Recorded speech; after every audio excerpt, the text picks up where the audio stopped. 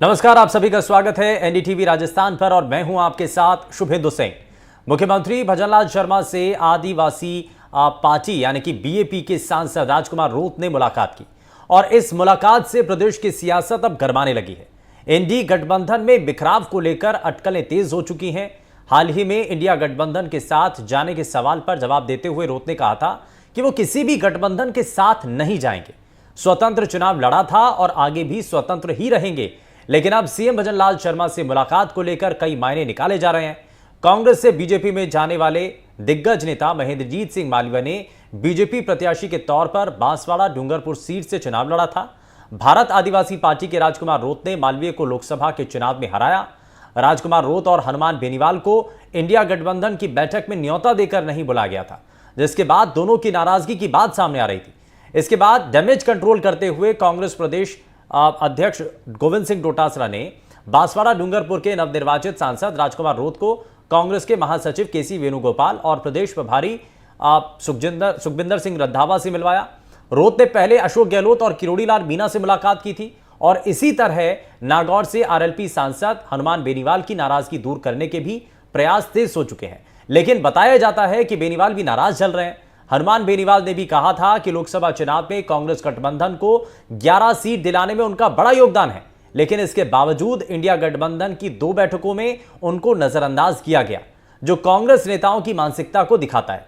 अगर कांग्रेस में इतना ही दम होता तो 2 लोकसभा चुनाव में एक भी सीट क्यों नहीं मिली थी। कांग्रेस के नेताओं को गलतफहमी हो गई है। राजस्थान में कांग्रेस की लहर चल रही है, जबकि हकीकत यह है कि राजस्थान की सभी सीटों पर आरएलपी के समर्थकों ने गठबंधन के पक्ष में मतदान किया। जितना कांग्रेस ने मुझे दिया है, मैंने कहीं ज्यादा सभी सीटों पर लौटाया है। कांग्रेस ने तो मुझे नुकसान पहुंचाया। एक तरफ मेरे साथ गठबंधन किया, जबकि दूसरी तरफ मेरी पार्टी के नेता को तोड़कर बाड़मेर की सीट पर चुनाव लड़वाया।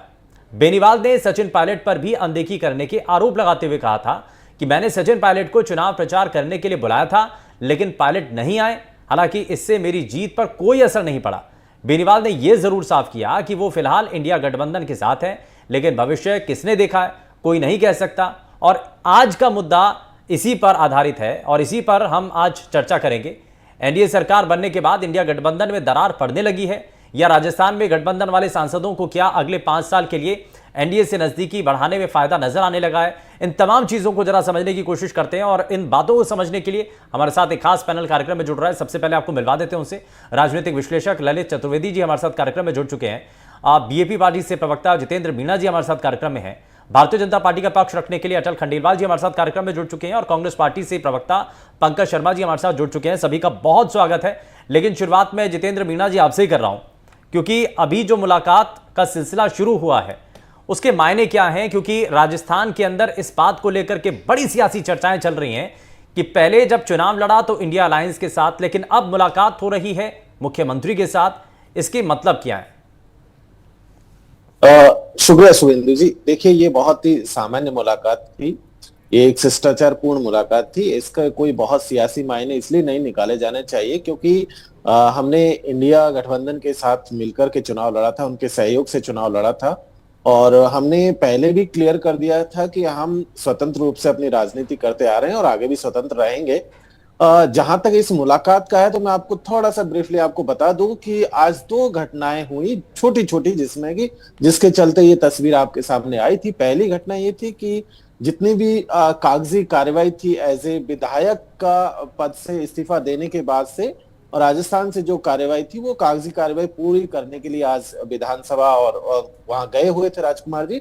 दूसरा, आज हमारे नए जो विधायक चुनकर के आए हैं बागीदौरा से जय किशन पटेल, उनका भी कागजी कार्रवाई आज पूरी होनी थी और इसी सिलसिले में सभी साथी जो है एक साथ जो है विधानसभा की तरफ गए थे। एक चीज इसमें बिल्कुल इसमें एक चीज और मैं बता देता हूँ कि इसमें 2 और मसले थे, छोटे छोटे मसले थे जो कि हालांकि आदिवासियों के लिए बड़े महत्वपूर्ण थे। एक तो ये था कि आदिवासी बच्चों की छात्रवृत्ति पिछले 3 सालों से पूरे राजस्थान में नहीं आई है, तो एक मसला तो ये था। दूसरा, धरियावाद के भीतर एक कृषि मंडी का एक मसला है जो पिछले कई सालों से अटका हुआ है।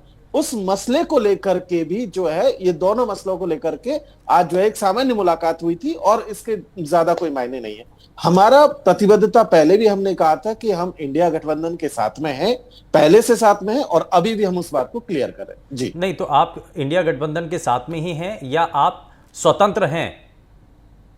देखिए एक चीज, इंडिया गठबंधन के सहयोग से हमने चुनाव लड़ा था, हमने अलायंस नहीं किया, उन्होंने हमें समर्थन दिया, तो हाँ। हम उसके साथ में हैं, उस समर्थन का हम पूरा जो है उसका शुक्रिया अदा करते हैं, उसको साथ में लेकर के आगे बढ़ने वाले लोग। हम एनडीए के अलायंस में नहीं जा रहे हैं, हम किसी के साथ मर्ज नहीं होने जा रहे हैं, ये बात हम आपको नहीं तो clear एनडीए के करना साथ नहीं जा रहे हैं जी। तो इंडिया के साथ तो आपने चुनाव लड़ा ना, तो उनके साथ तो बने ही हुए हैं ना आप? बिल्कुल हाँ। बिल्कुल बिल्कुल बन गए हो ठीक है, जी। यानी कि आप अलायंस में हैं यार, तो ये तो जी साफ हो जी गया ना कि बिल्कुल आप कह रहे थे ना कि हम किसी तरफ नहीं जा रहे हैं, तो एनडीए की तरफ जी नहीं जा रहे हैं, इंडिया अलायंस के साथ हैं आप। बिल्कुल। ठीक है। आप मैं जरा इसमें कांग्रेस पार्टी के प्रवक्ता भी हैं हमारे साथ, पंकज शर्मा जी। पंकज जी, एक चीज़ थोड़ा सा बताइए इस बारे में कि कुछ लोगों को नाराज़गी भी है, हनुमान बेनीवाल साहब की भी नाराज़गी नज़र आ रही है कि साहब एक दो मीटिंगें हो गई हैं लेकिन उनको नहीं बुलाया। इधर ये भी कहा जा रहा है कि राजकुमार रोत भी जो हैं इस बात को लेकर के थोड़े से खफा थे, और इसके बाद से ये बात की चर्चाएं बड़ी तेज़ हो गई थी जो मुलाकातें हुई मुख्यमंत्री के साथ कि साहब देखिए इंडिया गठबंधन में बुलाया नहीं गया बैठक के अंदर, तो इसीलिए वहां पर गए हैं। नहीं सुरेंद्र जी, ऐसा बिल्कुल भी नहीं है। जो मीटिंग राजकुमार रोत जी की मुख्यमंत्री जी के साथ हुई वो राजस्थान की एक परिपाटी है, संस्कृति है। शिष्टाचारों का मुलाकात का दौर राजस्थान में रहता है चुनाव जीतने के बाद, और उसी प्रक्रिया के तहत आज वो मुख्यमंत्री जी से मिले भी हैं। उनकी खुद की भी कुछ मांगे थी, और क्योंकि वो विधायक भी है तो जो प्रक्रिया उन्हें पूर्ण करनी है उसके लिए भी वो मुख्यमंत्री जी से मिले हैं। संभावित तौर पे वो विधानसभा अध्यक्ष जी से भी मिले हैं। तो मुझे लगता है कि इसको केवल राजनीति से जोड़ना बिल्कुल सही नहीं है। और जो स्टेटमेंट आप कह रहे हैं कि इंडिया गठबंधन के सभी नेताओं से, वरिष्ठ नेताओं से, बोले वो खड़गे साहब हों, केसी गोपाल जी से हों, राजकुमार जी हमारे जो प्रदेश अध्यक्ष हैं प्रकाश राज के साथ, उनसे भी मुलाकात उनकी रही है। और बात अगर हनुमान बेनीवाल जी की कही जाए तो हनुमान बेनीवाल जी से भी फोन पे वार्ता किसी वेणुगोपाल जी की भी हुई है, और जो भी सारे डाउट्स थे, जो भी बातें थी, और छोटी मोटी कुछ अगर वो तो कह रहे हैं कि भाई राजस्थान के अंदर ये भ्रम में आ रही है कांग्रेस पार्टी, उनको जीत दिलाने के पीछे बड़ा हाथ उनका है। वो कह रहे हैं कि कांग्रेस पार्टी का उनको सपोर्ट कम मिला है बल्कि उन्होंने कांग्रेस पार्टी को सपोर्ट किया। नहीं देखिए सुवेंदु जी, जब दो पार्टियां एक दूसरे के सहयोग से चुनाव लड़ती है तो दोनों पार्टियां एक दूसरे को सहयोग करती है। और अब आप कह रहे हैं कि हनुमान बेनीवाल जी को, हनुमान बेनीवाल जी को विधानसभा चुनाव में लगभग 9 लाख वोट मिले थे ओवरऑल, और वो अगर कह रहे हैं कि 20 लाख वोट उन्होंने दिलाए तो उसकी पे ऊपर मैं जाना नहीं चाहता, लेकिन डेफिनेट तौर पे एक दूसरे का वोट ट्रांसफर होता है तभी इसके लिए यही तो कह रहे हैं, वोट ट्रांसफर नहीं हुआ कांग्रेस पार्टी, गठबंधन बनता है। कांग्रेस पार्टी का वोट उनको ट्रांसफर नहीं हुआ। वो खुल करके कह रहे हैं कि सचिन पायलट को कहा गया था लेकिन नहीं आए वो कैंपेनिंग के लिए। देखिए सारे नेता जो जो अवेलेबिलिटी थी, अशोक गहलोत साहब वहां गए थे, जिनकी अवेलेबिलिटी थी, क्योंकि आपको पता है समय कम होता है चुनाव में, जो जो जहां जहां जा सकता है उस अपने अपनी एक कहते हैं कि क्षेत्र में उस हिसाब से वो लोग प्रचार करते हैं, क्योंकि समय की भी भारी कमी होती है, रिसोर्सेज भी अकॉर्डिंगली मैनेज करने होते हैं। जो सारी चीजें थी, जो रिक्वेस्ट थी, उनको फुलफिल करते हुए जितने भी लोग जा सकते हैं कि मेरी पार्टी का जो वोट था, जो मेरा कैडर का वोट था, वो तो मैंने पूरे राज्य के अंदर दिलवा दिया कांग्रेस पार्टी को, और इसी वजह से जीत भी मिली है।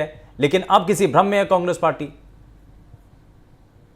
नहीं ऐसा बिल्कुल भी नहीं। आपको शायद पता होगा कि जो बीजेपी का वोट शेयर है वो कम हुआ है राजस्थान में, और वो वोट शेयर जो कम हुआ है वो कांग्रेस की तरफ ट्रांसफर हुआ है। तो अब उस पर मैं ज्यादा टिप्पणी नहीं करना चाहूंगा, क्योंकि वो अभी गठबंधन का हिस्सा है, और उम्मीद करता हूँ कि छोटी मोटी कुछ बातें हैं जो वो दूर करके वो हमारे गठबंधन के साथ बने रहेंगे। नाराजगी कहां पर आ रही है? उनको बैठक में नहीं बुलाया, तवज्जो उनको नहीं मिल रही, इस वजह से आपत्ति है, वजह क्या है?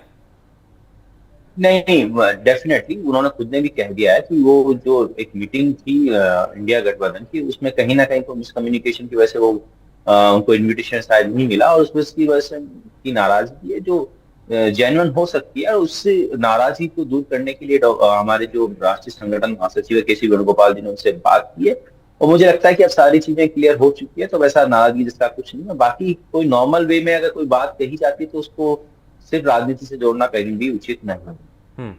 ठीक है, मैं इसमें जरा अटल खंडेलवाल जी को जोड़ लेता हूँ। अटल जी, क्या नज़र आ रहा है? इंडिया अलायंस के साथ चुनाव लड़ा जिन लोगों ने, अब कहीं ना कहीं खुल करके पब्लिक डोमेन में तो बात आ ही रही है ना, और राजनीति में कोई बात छुपती तो नहीं है, उसके मायने भी निकाले जाते हैं। तो अब उसका मायना ही निकाला जा रहा है कि साहब वहां पर बैठक के अंदर बुलाए नहीं। दूसरी तरफ खुल करके कह रहे हैं आरएलपी के जो नेता हैं हनुमान बेनीवाल साहब, वो कह रहे हैं कि साहब मेरा जो वोट था वो तो मैंने कांग्रेस पार्टी को दिला दिया, अब किसी और भ्रम में है। तो बिंदु जी, इससे ज्यादा और क्या क्लियर कोई व्यक्ति बोल सकता है? पहली बात। दूसरा, इंडिया अलायंस की जहां तक आप बात करते हो तो ऑब्जेक्ट क्लियर नहीं है, इनके अलायंस को भी ऑब्जेक्ट क्लियर नहीं है। देखो, रॉथ साहब है, उन्होंने आज शिष्टाचार मुलाकात की, भले वो दिल्ली में की, जयपुर में भी हमारे माननीय मुख्यमंत्री जी से की, बट उन्होंने एक बात स्पष्ट कर दी। उन्होंने कहा मैं स्वतंत्र पूर्वक हमने चुनाव लड़ा है और हमारा इंडिया अलायंस से पुराना कोई जुड़ाव नहीं है। ये देखिए, इसलिए होता है जब आप अपने अलायंस को ऑब्जेक्ट क्लियर नहीं करते ना, और केवल अपॉर्चुनिटी ही एक ऑब्जेक्ट होती है या अपोज करना ही एक ऑब्जेक्ट होता है, तो फिर ये स्थितियां आएंगी ये बिखराव। देखिए, आपने मना कर दिया दिल्ली के अंदर विधानसभा हम अलग अलग लड़ेंगे, टीएमसी पहले कह चुकी, हनुमान बेनीवाल जी तो यहां तक कहते हैं कि भी वोट शेयरिंग की तो चलो बात जो कह रहे हैं वो कह रहे हैं, वो ये तक कह रहे हैं कि भी बाड़मेर से मेरा व्यक्ति को तोड़ करके और चुनाव लड़वा दिया, मेरे से उसकी सहमति भी नहीं ली। तो कारण कि जब आप अपॉर्चुनिस्टिक वे में एक गठबंधन बनाते हो, उनका एक ऑब्जेक्ट होता है कि येन केन त्रेन भारतीय जनता पार्टी को किसी भी तरीके से भ्रमित करके लोगों को ला करके और उसको उसका जो प्रतिशत है उसको कम कर दिया जाए। अब मान लो, सपोज करो ये वाला काम इनका हो गया किसी भी तरीके से, तो वो ऑब्जेक्ट तो खत्म हो गया। वो ऑब्जेक्ट खत्म होते ही ये सब अपने अपने घर चले। यही ये जनमानस को जो भ्रमित करते हैं। घर बीजेपी में। देखिए, घर कहाँ है ये तो सब लोग अपने अपने घर देखेंगे, कहाँ इनको सहूलियत मिलती है और क्या इनके विचार है। अगर देश को विकसित भारत की तरफ ले जाना है, हाँ। और अगर अच्छा विपक्ष देना है दोनों ही तरीके से, हाँ। यदि उनको भारत के लिए सहयोग करना है, भले वो विपक्ष में बैठे, भले वो भारतीय जनता पार्टी के साथ रहें और विकसित भारत की तरफ हमारा जो ऑब्जेक्ट है उसमें सहयोग करे, हमें कोई आपत्ति नहीं। अच्छा, मुलाकात हुई, उसमें बात क्या हुई? कुछ तो क्लियर कर दीजिए भाई। वो तो बीएपी के जो प्रवक्ता है वो तो कह रहे हैं कि हम तो इंडिया अलायंस के साथ ही हैं। शुभेंदु जी, मुलाकात और बात कब किसने क्लियर की?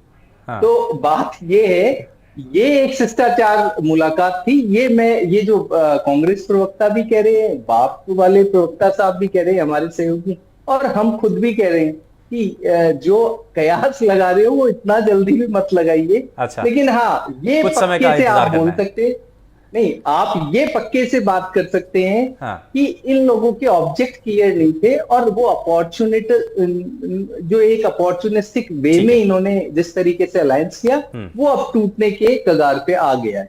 ठीक है, क्या इतनी जल्दी टूटने की कगार पर आ चुका है? ललित चतुर्वेदी को जोड़ लेता हूं। ललित जी, एक चीज बताइए कि राजस्थान में जो इंडिया गठबंधन हुआ, क्या जैसा अटल जी कह रहे हैं कि अब टूटने की कगार पर आ चुका है, इतनी जल्दी हो जाएगा सब कुछ? शुभेंदु जी, गठबंधन दोनों है, एनडीए भी है और इंडिया गठबंधन भी है, लेकिन एक चीज जरूर है कि इंडिया गठबंधन में वो ऑर्गेनिक गठबंधन तो कहीं से नजर नहीं आता। ये बात तो दिखता है, क्योंकि गठबंधन के जितने भी साथी हैं, चाहे वो आम आदमी पार्टी है, टीएमसी है, सब अलग अलग चल रहे हैं, अलग अलग दिशा में। सीपीआई ने केरला में कांग्रेस को हरवाने की कोशिश की है। तमिलनाडु वेस्ट बंगाल में ममता बनर्जी ने अधीर रंजन चौधरी को हरवाया है, और पंजाब की और दिल्ली की बात करें तो वहां पे आपने देख लिया कि क्या हाल हुआ है कांग्रेस का। नहीं, लेकिन अगर इस लिहाज से देखें तो नीतीश कुमार जब प्रधानमंत्री पद के चेहरे के तौर पर नरेंद्र मोदी का नाम सामने आया था, सबसे पहले अपोज करने वाले वही थे। उसके बाद में इंडिया अलायंस को बनाने वाले नीतीश कुमार, अब वापस से आगे, खैर वो अलग बात है, लेकिन क्या तो फिर भी हाँ बिल्कुल मैं वही बोल रहा हूँ कि इंडिया जो ये अलायंस बना है, ये ऑर्गेनिक कहीं से भी नहीं आया, इसमें बेसिक इंग्रेडिएंट्स मिसिंग है। एक्चुअली पहली बात तो राजस्थान में भी वो चीज देखने को मिली है। 19 अप्रैल का जब चुनाव 5 चरण का हुआ था, उसके बाद में क्लियर फूट समझ में बाहर निकल के आ गई थी, और हनुमान बेनीवाल तो प्रथम चरण के चुनाव के बाद से ही नाराज चल रहे थे, क्योंकि उस प्रथम चरण के चुनाव तक राजस्थान में कांग्रेस का कोई भी बड़ा नेता उनके चुनाव प्रचार में नहीं आया था। उसके बाद में जब उम्मीदवार बेनीवाल वहां पे चुनाव लड़ रहे हैं बाड़मेर में, तो ये क्लियर हो गया था कि उम्मीदवार बेनीवाल के खिलाफ, क्योंकि नहीं चाहते थे हनुमान बेनीवाल को, उनका इतना वरिष्ठ नेता जिन्होंने हनुमान बेनीवाल के साथ रह करके उस पौधे को सींच करके पेड़ बनाया, वो अलग हो जाए। लेकिन जब वो अलग हुआ, देखिए मैंने एक चीज देखी कि जाट नेताओं में ये चीज क्लियर है कि वो गांठ बांध देते हैं अपने साथी, अगर कोई ऐसे दूर हो जाएगा तो वो फिर छोड़ने वाले नहीं है।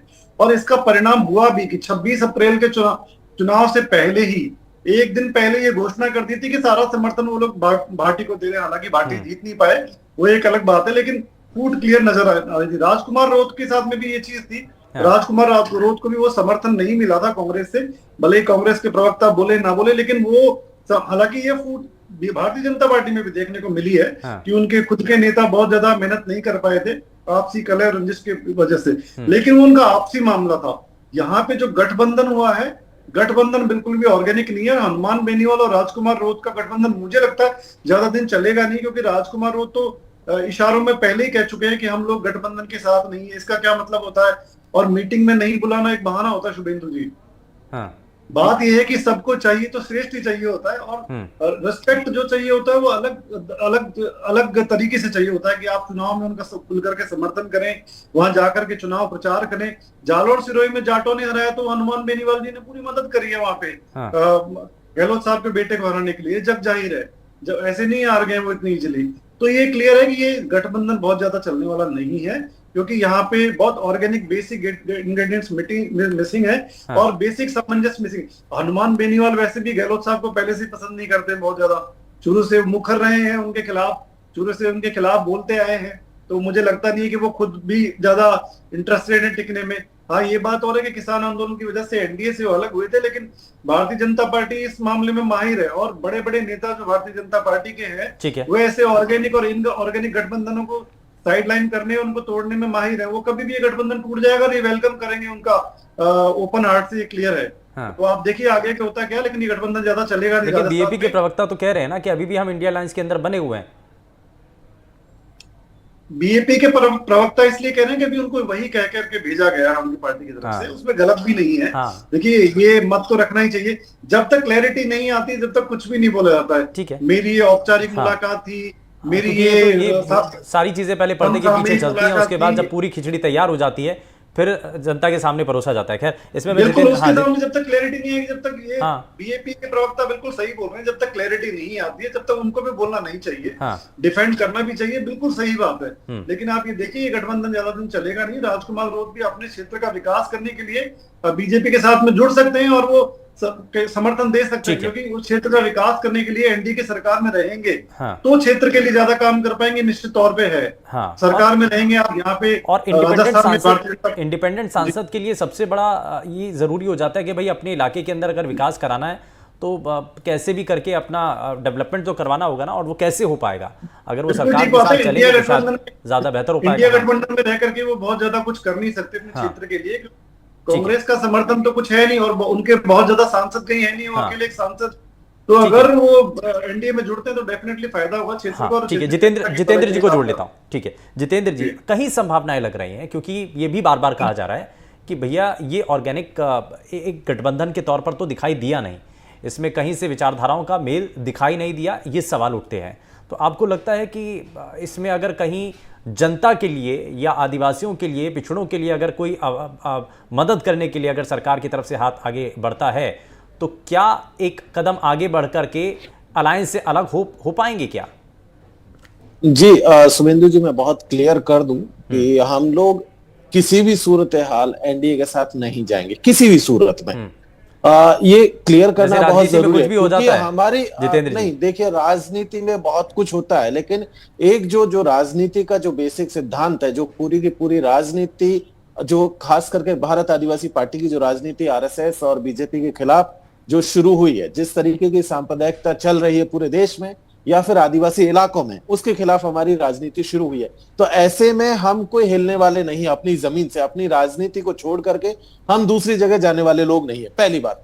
दूसरी बात यह है कि जहां तक मामला है विकास का या मुलाकात का, विकास ऐसा है कि विकास के बहुत सारे जो है तरीके हैं काम करने के, जिसमें कि आपको सांसद निधि से लेकर के जितना हमारे पास लिमिटेड रिसोर्सेज, हम उस लिमिटेड रिसोर्सेज में भी काम कर सकते हैं, हम विपक्ष में रह करके भी अपने लोगों का काम कर सकते हैं। जरूरी नहीं है कि हम सत्ता के साथ जाकर के ही काम करें, और ऐसा नहीं है कि आप एकदम मजबूरी में है, कोई हमारी मजबूरी नहीं है कि हम जाएं सत्ता के साथ। तो हम विपक्ष में रह करके अपने लोगों की लड़ाई लड़ेंगे, और हम तो आंदोलन से निकले हुए लोग हैं, तो इसलिए हमें सत्ता में जाने का या एनडीए के साथ जाने का कोई मानस नहीं है, ना कल था, ना आज है, ना आने वाले दिनों में होगा। एक चीज बहुत क्लियर कर दे रहे हैं। दूसरी रही बात ऑर्गेनिक और इनऑर्गेनिक की, ऑर्गेनिक इसलिए मैं इसको मानता हूं कि हाँ, ये बात सही है कि जिस तरीके से गठबंधन हो जाना चाहिए था उस तरीके का गठबंधन चुनाव से पहले नहीं हुआ, लेकिन एक अंडरस्टैंडिंग हम दोनों के बीच में, चाहे भारत आदिवासी पार्टी हो या कांग्रेस के शीर्ष नेतृत्व के बीच में, एक अंडरस्टैंडिंग क्लियर थी कि भाई हमें किन मुद्दे, और हमारे मुद्दे बहुत क्लियर थे। हमने जब अशोक गहलोत जी की सरकार थी तब भी हमने अपना 21 सूत्री एक मांग का जो पूरा पूरा पत्र था, जो उस समय अशोक गहलोत जी मुख्यमंत्री जब थे तब उनको पेश किया था, और उसमें उन डिमांड्स में कई सारी डिमांड्स थी, उनके साथ में हम लोगों ने उस समय उनको समर्थन दिया था। और जब अभी भी जब बात हुई थी तब भी हम लोगों ने अपनी मांगों को उनके सामने रखा था, कांग्रेस के सामने रखा था, इंडिया गठबंधन के जो नेता थे उनके सामने रखा था कि भाई ये हमारी मांगे हैं, इसमें हमें आपकी मदद की जरूरत है, चाहे वो भील प्रदेश की मांग हो, चाहे बाकी की स्थानीय मांगे हो, और उन सब पे साथ आकर के हम लोग आगे बढ़े थे। तो इसलिए वो प्योरली ऑर्गेनिक मामला है।